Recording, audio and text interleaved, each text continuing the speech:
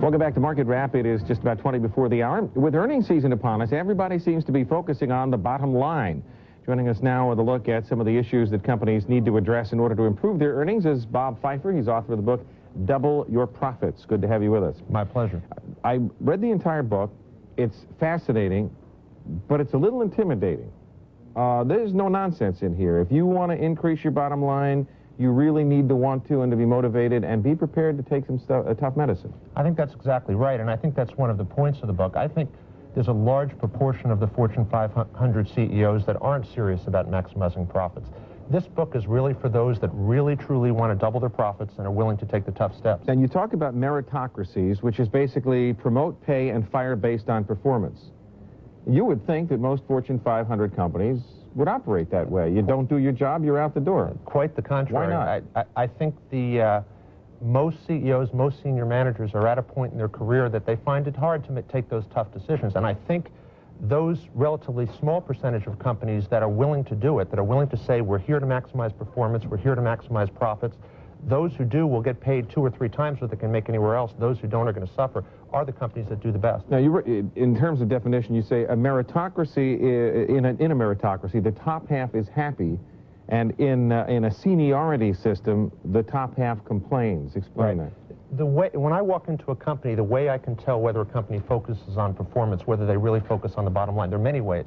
But one way is you go into a mediocre company, to put it bluntly, and the good performers complain because they're all treated equally. The bad performers are fat and happy. You go into a really performance-oriented company, and it's the weak performers that aren't treated well, and they're the ones that are unhappy. The strong performers are treated very well.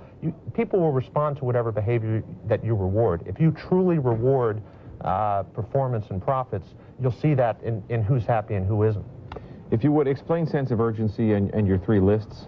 Sure. I talk in the book about how the first thing I do every morning, I run a company that has practiced what I preach in the book. That's far more profitable than my competitors. I make 3 lists the first thing every morning. The first list is things that can truly impact profit and impact profit permanently. The second list are things I sort of need to do to keep the business running. And the third is stuff that people expect me to do but really have no value.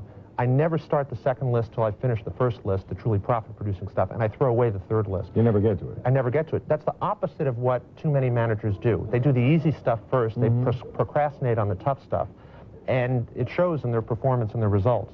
You say everything is up for grabs. Every cost is up for grabs. Cut cost first, ask questions later. It sounds reckless.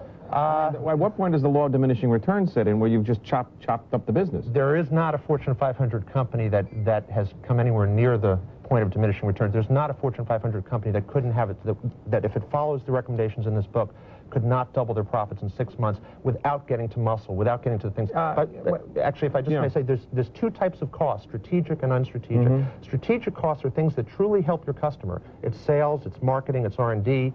Everything else is where you have to really be disciplined and cut. You say cut to muscle. What gets me nervous is, No, don't cut to muscle. I'm sorry. All right. Lean, is it possible to be lean without being mean, though? Absolutely. As a matter of fact, I've gotten a stream of letters from CEOs who have read this book, and one of the most interesting revelations is the quite a few of them who say, what this book has really taught me is there's a way to maximize profit that make employees better about coming to work, that it's not being mean-spirited. It's being tough. But you ask any employee in any company, they'd rather work for a company that is doing well and knows what it's there for and is focused and is achieving than a company that's lethargic and not achieving. No one likes to come to work. Come up with the equation: toughness plus competence equals respect. Toughness plus mediocrity equals resentment. Exactly. If you're willing to be tough and if you're good, employees love coming to work in that sort of company. All right. Pleasure to meet you. Interesting book to read. Bob Fifer, Chairman, Kaiser Associates, and author of Double Your Profits. My pleasure.